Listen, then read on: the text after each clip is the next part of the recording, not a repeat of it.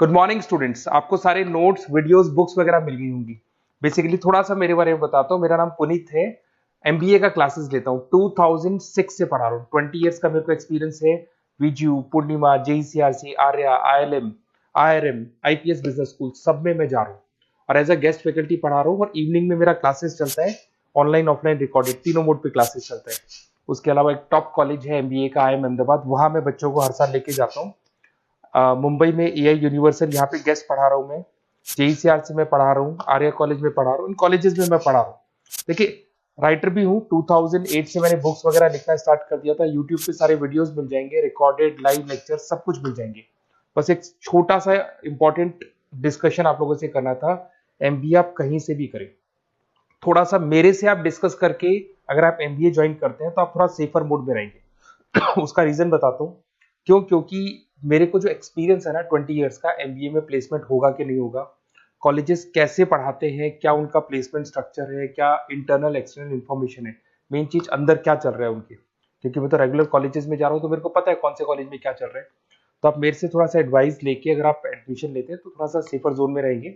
बाकी आपके डिस्टेंस के ऑनलाइन के एडमिशन, मणिपाल हो गया, एमएटी हो गया, ज्ञान विहार हो गया, तो यहाँ भी आपको अवेलेबल हो जाएंगे। तो आप अगर एडमिशन लेते हैं तो प्लीज मेरे से कंसल्ट करना। हो सकता है कि मैं आपको एक बेस्ट कॉलेज बता पाऊं और एक सेफर जोन में लेके जा पाऊं। क्योंकि एडमिशन लेने के बाद बच्चों को लगता है कि यार गलत जगह चले गए। Okay, best of luck. मेरा नंबर आपके पास है। साथ के साथ अगर आपको कोई और क्वेरी चाहिए तो मेरे को व्हाट्सअप करें या कॉल कर सकते हैं। Okay, best of luck.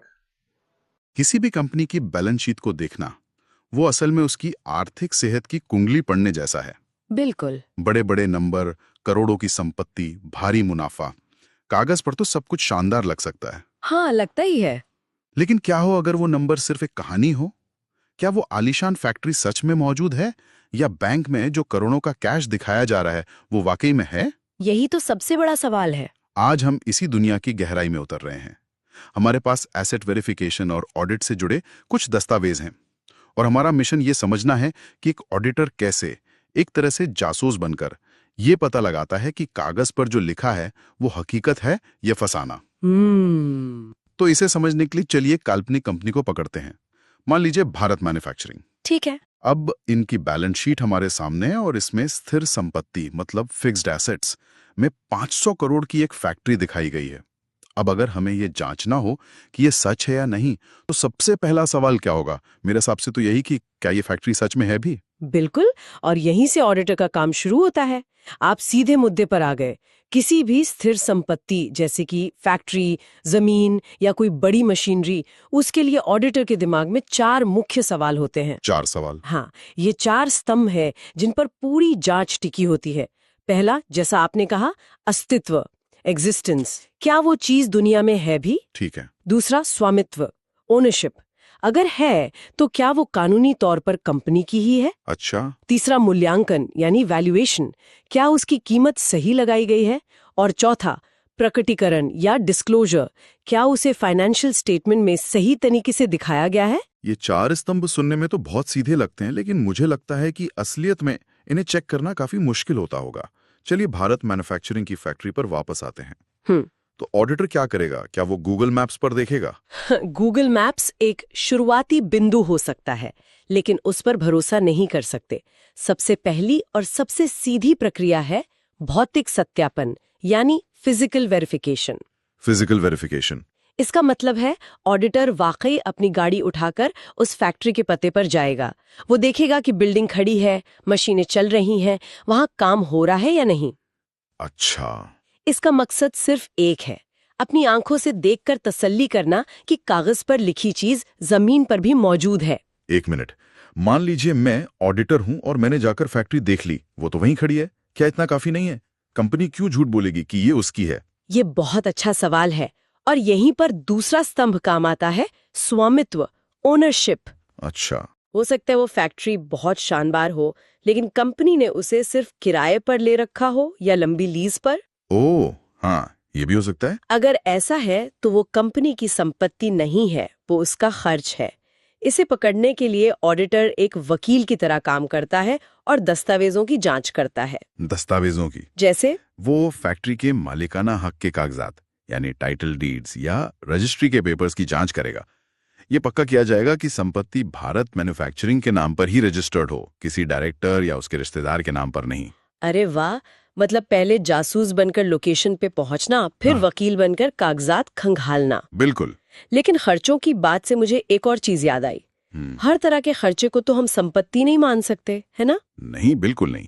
और ये ऑडिटिंग का एक बहुत ही दिलचस्प पहलू है, जिसे पूंजी बना राजस्व जांच कहते हैं, capital versus revenue check. Okay, इसे ऐसे समझिए, आपने एक नया शानदार लैपटॉप खरीदा, ये आपकी पूंजी या एसेट बन गया, क्योंकि आपको सालों तक फायदा देगा। सही है। लेकिन हर महीने जो आप इंटरनेट का बिल भर रहे हैं, वो राजस्व खर्च है, मतलब बिजनेस चलाने का रोजमर्रा का खर्चा। समझ गया। अब सोचिए, अगर कोई कंपनी अपनी इंटरनेट बिल को भी लैपटॉप की तरह संपत्ति दिखाने लगे, तो कागज पर तो वो बहुत अमीर दिखेगी, है ना? मुनाफा बढ़ जाएगा। लेकिन असल में वो सिर्फ अपने खर्चों को गलत जगह छिपा रही है। ऑडिटर यही जांच करता है कि सिर्फ पूंजीगत खर्चे, मतलब कैपिटल एक्सपेंसेस ही संपत्ति के तौर पर दिखाए गए हों, रोजमर्रा के खर्चे नहीं। मतलब ये तय करना कि कौन सा खर्चा भविष्य में फायदा देगा और कौन सा मौजूदा फायदा दे चुका है। अच्छा, लेकिन समय के साथ तो हर संपत्ति का मूल्य कम होता है। उस लैपटॉप की कीमत भी 1 साल बाद उतनी नहीं रहेगी। इसका हिसाब कैसे होता है? बिल्कुल, और यहीं पर मूल्यांकन का अगला हिस्सा आता है, मूल्य ह्रास का सत्यापन, डिप्रिसिएशन वेरिफिकेशन। डेप्रिसिएशन। ऑडिटर ये देखता है कि डेप्रिसिएशन ठीक से कैलकुलेट हो रहा है या नहीं। मतलब कंपनी अपनी संपत्ति की वैल्यू हर साल एक तय तरीके और दर से कम कर रही है या नहीं, या फिर अपना मुनाफा ज्यादा दिखाने के लिए कोई तिकड़म लगा रही है। एग्जैक्टली। ऐसा नहीं हो सकता कि एक साल आप एक तरीके से डेप्रिसिएशन लगाएं और अगले साल जब मुनाफा कम हो रहा हो तो उसे अच्छा दिखाने के लिए तरीका ही बदल दें। इसमें निरंतरता बहुत जरूरी है। यानी अगर भारत मैन्युफैक्चरिंग ने इस साल कोई नई मशीन खरीदी है या कोई पुरानी मशीन कबाड़ में बेच दी है, तो उसका भी तो पूरा हिसाब किताब रखा जाता होगा। निश्चित रूप से। इसे नई खरीद और बिक्री की जांच कहते हैं, एडिशन एंड डिस्पोजल चेक। नई खरीद के सारे दस्तावेज चेक होते हैं, और अगर कोई पुरानी संपत्ति बेची गई है तो ऑडिटर ये देखता है कि उसे बेचने से फायदा हुआ या नुकसान, और उसे ठीक से खातों में दर्ज किया गया है या नहीं। और कुछ? हाँ, आखिर में एक और बहुत जरूरी जांच होती है, क्या उस फैक्ट्री को किसी लोन के बदले गिरवी तो नहीं रखा गया है। मॉर्टगेज। हाँ। अच्छा, ये भी देखना पड़ता है। हाँ, अगर ऐसा है तो ये जानकारी निवेशकों और बैंक को देना अनिवार्य है। तो एक फैक्ट्री की जांच करना समझ में आता है, वो कहीं भाग कर नहीं जा रही। आप जाके देख सकते हैं, उसके कागजात देख सकते हैं। हाँ। लेकिन मेरा दिमाग तो ये सोचकर चकरा रहा है कि आप उस चीज की जांच कैसे करते हैं जो हर मिनट बदल रही है। जैसे दुकान में रखा माल या गल्ले में रखा कैश, उसे कैसे पकड़ेंगे? ये तो चलती ट्रेन में चढ़ने जैसा हुआ। आपने बिल्कुल सही नब्ज पकड़ी है। चालू संपत्ति यानी करंट एसेट्स की जांच एक अलग ही चुनौती है। यहाँ उद्देश्य वही 4 रहते हैं, लेकिन एक और जुड़ जाता है, कब्जा। पोजेशन। कब्जा यानी क्या वो संपत्ति वाकई कंपनी के नियंत्रण में है। यहाँ हेरफेर का जोखिम बहुत ज्यादा होता है, क्योंकि ये चीजें लगातार कैश में बदलती रहती हैं। अच्छा। इसी वजह से इसकी प्रक्रियाएं भी अलग और ज्यादा तात्कालिक होती हैं। जैसे हाथ में नकदी, कैश इन हैंड। हाँ। इसके लिए कोई पुराने दस्तावेज नहीं देखे जाते। ऑडिटर साल के आखिरी दिन या कई बार बिना बताए किसी भी दिन अचानक ऑफिस पहुंचकर सीधे कैश की गिनती करता है और उसका मिलान कैश बुक से करता है। Surprise visit. हाँ, अगर 100 रुपए भी कम या ज्यादा है तो तुरंत सवाल पूछा जाता है कि ऐसा क्यों है। और बैंक में रखे कैश का क्या? उसके लिए तो कंपनी अपना बैंक स्टेटमेंट दिखाई देगी। नहीं, यहाँ कंपनी के दिए स्टेटमेंट पर भरोसा नहीं किया जाता। क्यों? और इसका कारण बहुत सीधा है। इतिहास में बड़े बड़े घोटाले सिर्फ इसलिए हुए हैं क्योंकि कागज पर भरोसा कर लिया गया। सत्यम कंप्यूटर्स का घोटाला याद है? हाँ, बिल्कुल याद है। वहां कंपनी सालों तक जाली बैंक स्टेटमेंट दिखाती रही, जिसमें हजारों करोड़ का कैश बैलेंस दिखता था जो असल में था ही नहीं। तो फिर ऑडिटर क्या करता है? इसलिए ऑडिटर सीधे बैंक को एक बैलेंस कंफर्मेशन लेटर भेजता है। ये एक तरह से कंपनी को बाईपास करके सीधे सोर्स से जानकारी लेना है, ताकि कोई हेर-फेर की गुंजाइश ही ना बचे। ये तो बहुत ही स्मार्ट तरीका है। मतलब कंपनी को लूप से ही बाहर कर दिया। जी। और इन्वेंट्री यानी माल या स्टॉक का क्या? भारत मैन्युफैक्चरिंग जैसी कंपनी के गोदाम में तो लाखों का सामान पड़ा होगा, उसकी गिनती कैसे संभव है? ये एक बहुत बड़ा काम होता है। ऑडिटर अक्सर स्टॉक की गिनती यानी स्टॉक टेकिंग के समय खुद मौजूद रहता है। खुद? हाँ, अब वो हर एक चीज को नहीं गिनता, लेकिन वो ये देखता है कि गिनती की प्रक्रिया सही है या नहीं।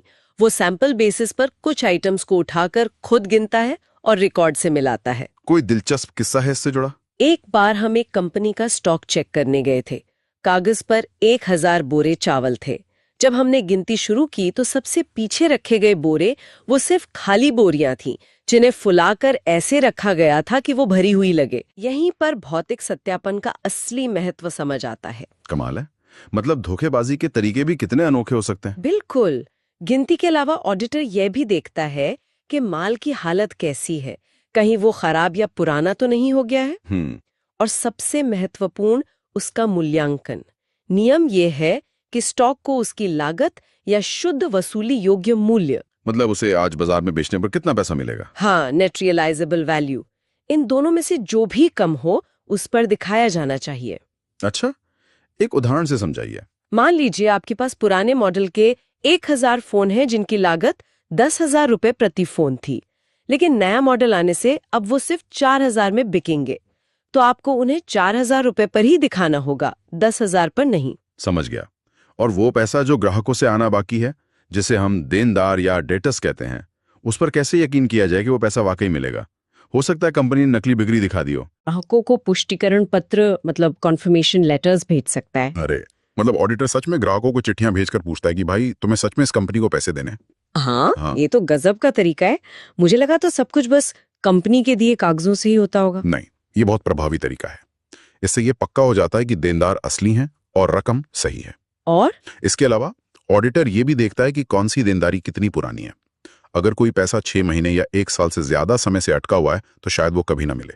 उसे बैड डेट्स कहते हैं। हाँ, डूबत ऋण। Bad debts. Bad debt. और कंपनी को इसके लिए पहले से ही अपने मुनाफे में से कुछ हिस्सा अलग रखना पड़ता है। ठीक है। इसी तरह प्राप्य दिल और अल्पकालिक निवेश के लिए भी उनके दस्तावेजों और बाजार मूल्य की जांच की जाती है। तो अगर हम इन सबको एक साथ देखें, एक तरफ फैक्ट्री जैसी स्थिर संपत्ति, दूसरी तरफ कैश और स्टॉक जैसी चालू संपत्ति, इन दोनों की जांच के तरीकों में मुख्य अंतर क्या है? अगर हम इसे बड़ी तस्वीर से जोड़कर देखें तो 4 मुख्य अंतर उभर कर आते हैं। पहला है प्रकृति, नेचर। स्थिर संपत्ति लंबी अवधि के लिए है, एक बार खरीद ली तो सालों चलती है, जबकि चालू संपत्ति का मकसद ही 1 साल के अंदर कैश में बदलना होता है। ठीक है। दूसरा है भौतिक जांच, फिजिकल चेक। इसी प्रकृति की वजह से फैक्ट्री की जांच शायद साल में 1 बार हो, लेकिन कैश और स्टॉक की जांच ज्यादा बार होती है, कई बार तो बिना बताए भी की जाती है। और मूल्यांकन का तरीका भी तो अलग हुआ। बिल्कुल, ये तीसरा और सबसे महत्वपूर्ण अंतर है, मूल्यांकन का फोकस। वो कैसे? स्थिर संपत्ति में ऑडिटर का फोकस डेप्रिसिएशन पर होता है, यानी समय के साथ उसकी कीमत कितनी कम हुई, जबकि चालू संपत्ति में फोकस वसूली योग्य मूल्य, रियलाइजेबल वैल्यू पर होता है, यानी आज बाजार में इसे बेचें तो कितना पैसा मिलेगा। और चौथा और आखिरी अंतर है जोखिम, रिस्क लेवल। स्थिर संपत्ति जैसे फैक्ट्री में हेर-फेर करना मुश्किल है, आप रातों रात एक फैक्ट्री को गायब नहीं कर सकते। सही बात है। लेकिन चालू संपत्ति में ज्यादा जोखिम होता है, कैश को इधर उधर करना या स्टॉक की गिनती में गड़बड़ी करना कहीं ज्यादा आसान है। तो संक्षेप में कहें तो ऑडिटिंग सिर्फ नंबरों को जोड़ना घटाना नहीं है। बिल्कुल नहीं। ये हकीकत को रिकॉर्ड से मिलाने की एक कला और विज्ञान है। स्थिर संपत्ति की जांच एक इतिहासकार की तरह होती है, जो पुराने दस्तावेजों को खंगालता है और कहानी को जोड़ता है। जबकि चालू संपत्ति की जांच एक पत्रकार की तरह होती है, जिसे हर पल बदलती हुई स्थिति पर नजर रखनी पड़ती है और मौके पर पहुंचकर सच्चाई का पता लगाना होता है। आप में से बहुत खूबसूरती से समझा है और ये हमें एक महत्वपूर्ण सवाल पर लाता है। बताइए। हमने देखा कि चालू संपत्ति जैसे कि इन्वेंट्री का सही मूल्यांकन कितना महत्वपूर्ण है और उसमें जोखिम भी ज्यादा है। अगर कोई ऑडिटर उस खाली चावल के बोरे वाली गलती को पकड़ नहीं पाता तो कंपनी का मुनाफा और संपत्ति दोनों कागज पर बढ़ जाते। हाँ, सही है।